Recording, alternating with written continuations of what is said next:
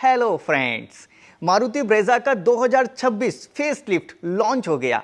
लोगों का एक्सपेक्टेशन था कि ये बहुत कुछ चेंज नया आएगा, लेकिन मैं अगर अपनी तरफ से देखूं तो मुझे इस ब्रेजा का ये वाला वेरिएंट बहुत पसंद है। पहले से ही मेरे पास अभी भी वो गाड़ी है और मुझे अभी भी वैसी ही ज़्यादा अच्छी लगती है। इसका रियर प्रोफाइल जब पहले लोगों ने देखा था, जब लॉन्च हुई थी गाड़ी, तो इसको रेंज रोवर से मिलाने लगे थे कि यार रेंज रोवर दिख रही है, कितनी बढ़िया है। और अभी कुछ ही दिनों में इससे बोर हो गए, अब चाहते हैं कि इससे भी कुछ बदल के नया ले आते। लेकिन अगर इकोनॉमिकल वे में एक देखा जाए तो गाड़ी में जितने ज़्यादा चेंज होते हैं, गाड़ी का मेंटेनेंस उतना ज़्यादा बढ़ जाता है। इससे इसके पार्ट्स की अवेलेबिलिटी ईजी रहेगी। आप इसको चेंज कर सकते हो, आप स्वैप भी कर सकते हो। ये वाला बम्पर दूसरे वाले में डाल सकते हो, ये वाली ग्रिल पुरानी वाली में डाल सकते हो, इजीली कर सकते हो। साथ में पुरानी वाली गाड़ियों की रीसेल वैल्यू पे भी इतना ज़्यादा इम्पैक्ट नहीं पड़ता। ये जो फटाफट जो चेंज वाली चीज़ें हैं, एक्चुअल में ये कंपनी अपनी मार्केटिंग के लिए करती है, अपनी चीज़ों को बेचने के लिए करती है, लेकिन इसमें नुकसान कस्टमर का ही होता है।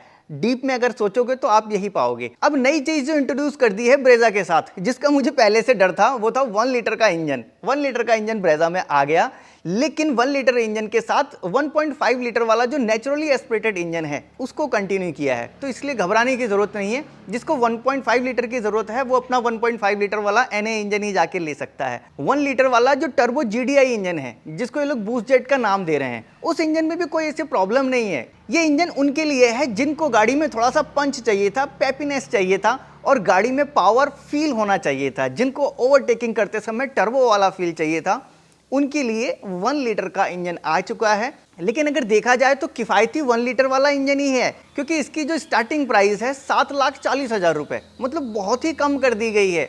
सारे फीचर्स वैसे ही हैं, जैसे ड्राइवर सीट एडजस्टमेंट ये एलएक्सआई में ही मिल रहा है 1 लीटर वाले इंजन में, और यही 1.5 लीटर वाला इंजन हो तो उसमें ड्राइवर सीट हाइट एडजस्टेबल नहीं है। यहाँ हाइट एडजस्टेबल है क्योंकि ये टर्बो वाला है। कंपनी चाहती है अपने टर्बो इंजन को 1 लीटर को सेल करना है, और ये पॉसिबल कैसे हो पाया? कंपनी अपनी जेब से तो पैसा नहीं लगा रही।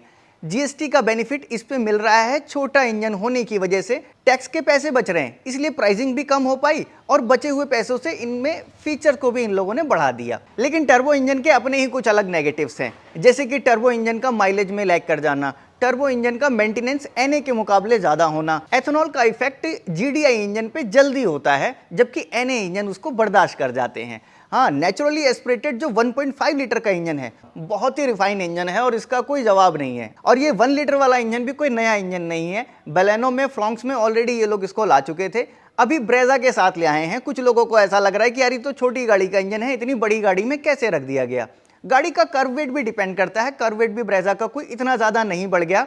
हाँ, जबकि ये बी एनकैप में सेफ्टी 5 रेटिंग ले आई है। सेफ्टी के ऊपर मैंने ऑलरेडी कई वीडियोस बना रखी हैं, आप लोग जानते हैं कैसे सेफ्टी आती है, कैसे जाती है। बी एनकैप में नेक्सॉन से भी ज़्यादा रेटिंग लाई है। Dimension, size, ground clearance, even किसी भी चीज़ में कोई चेंज नहीं है।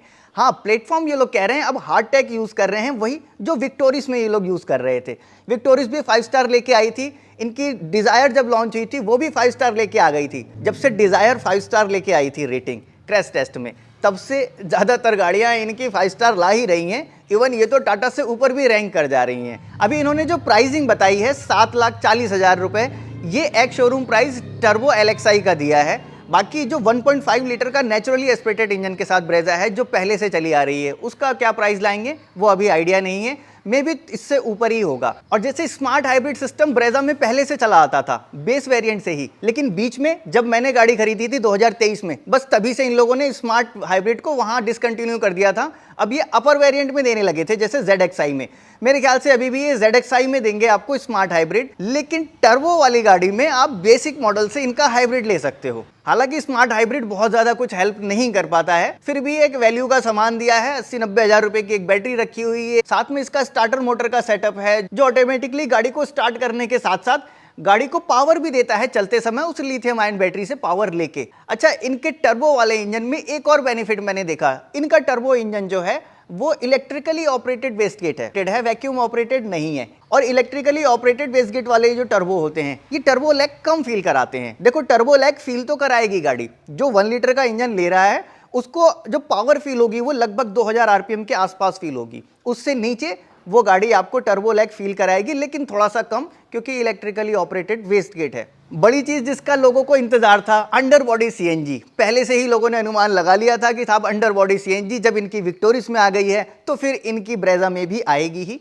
ब्रेजा में अंडर बॉडी सीएनजी आ गई है, बधाई हो। अंडर बॉडी सीएनजी में थोड़ा सा आपको बूट स्पेस से कॉम्प्रोमाइज नहीं करना पड़ता। हालांकि मैं सीएनजी के थोड़ा सा अलग ही चलता हूं, नहीं लेना चाहता, लेकिन ये अंडर बॉडी के बाद मैंने भी थोड़ा सा एक मन बना लिया कि हाँ यार अंडर बॉडी सीएनजी ले लेंगे तो ऐसा कुछ दिक्कत नहीं होगी। ज़रूरत पड़ने पर लोकल में सीएनजी यूज़ किया, और जब मैं हाईवे पे लंबे लंबे ट्रिप पे निकल जाता हूँ तो उस समय मैं अपना पेट्रोल यूज़ करूंगा। इसके अलावा जब अंडर बॉडी सीएनजी आ गई तो एक और कटौती कर ली। मारुति ब्रेजा में स्टेपनी मिलती थी, स्पेयर व्हील मिलता था, अब वो स्पेयर व्हील नहीं मिलता। ओनली पंचर किट और इंसुलेटर के साथ गाड़ी ले जाओ। साथ में टायर का जैक भी देते हैं। मुझे नहीं समझ में आता, जब स्पेयर व्हील ही नहीं है तो फिर जैक का क्या करेंगे हम। अंडर बॉडी सीएनजी दे दी, अच्छी बात है, लेकिन स्पेयर व्हील को कट नहीं करना चाहिए था, उसके लिए स्पेस मैनेज करना चाहिए था।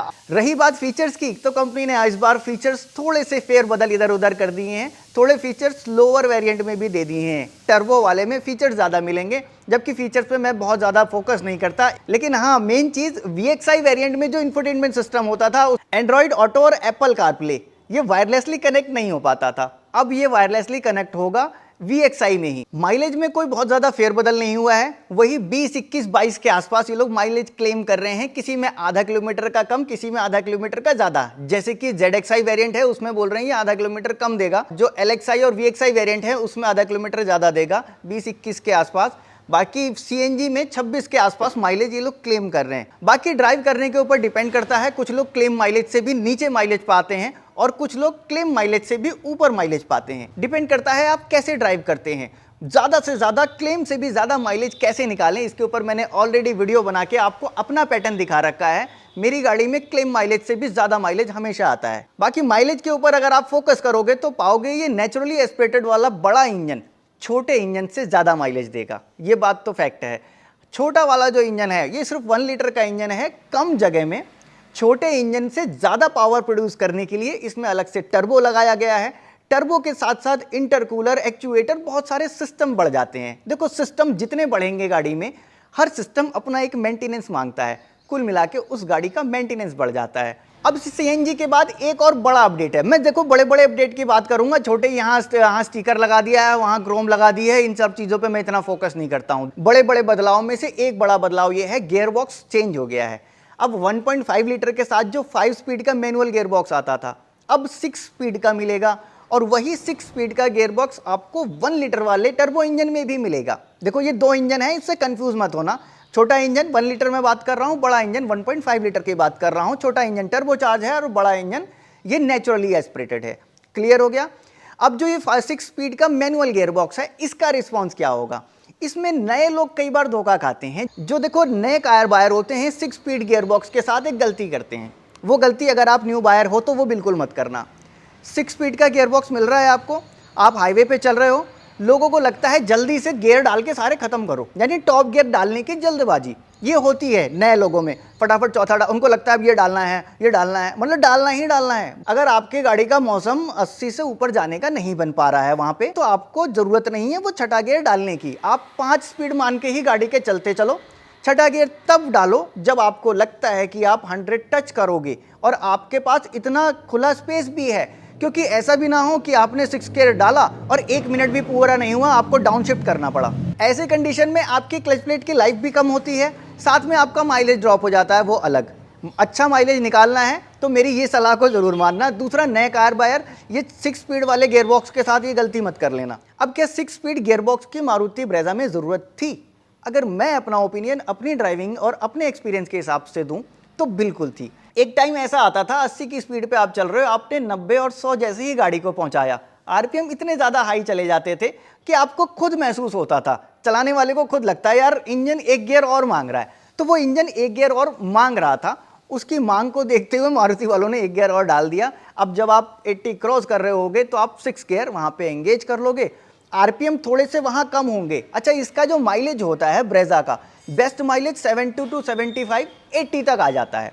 इससे ऊपर जाते हो तो माइलेज ड्रॉप होने लगता है। लेकिन अब 6 स्पीड के साथ मेरा ये मानना है कि माइलेज ड्रॉप आपका 90 तक नहीं होगा, वो 10 किलोमीटर की रेंज आपकी और बढ़ जाएगी। आज का समय है, आज की रोड कंडीशन ऐसी है कि गाड़ियां मांग रही हैं कि भैया 6 स्पीड होना चाहिए गाड़ी में, क्योंकि अब एक्सप्रेस वे पे जब आप चले जाते हो तो आपको लगता है यार गाड़ी खाली चिल्ला रही है और एक गियर और मांग रही है। बाकी कितनी वैल्यू फॉर मनी है, कौन सा वेरिएंट ज़्यादा अच्छा है, किस प्राइसिंग में ये लोग किन किन फीचर को कट कर रहे हैं और पीछे कर रहे हैं, वो सारी चीज़ें तो तभी पता लगेंगी जब हर एक वेरिएंट की प्राइसिंग आ जाएगी। अभी प्राइसिंग सिर्फ लॉन्च की दी है कि साहब स्टार्टिंग प्राइस ये है, हाँ किस वेरिएंट में क्या फीचर आएंगे वो सारी चीज़ें ये लोग दिखा चुके हैं। फिलहाल मेरा ये फर्स्ट इंप्रेशन था न्यू लॉन्च मारुति ब्रेजा 2026 के साथ।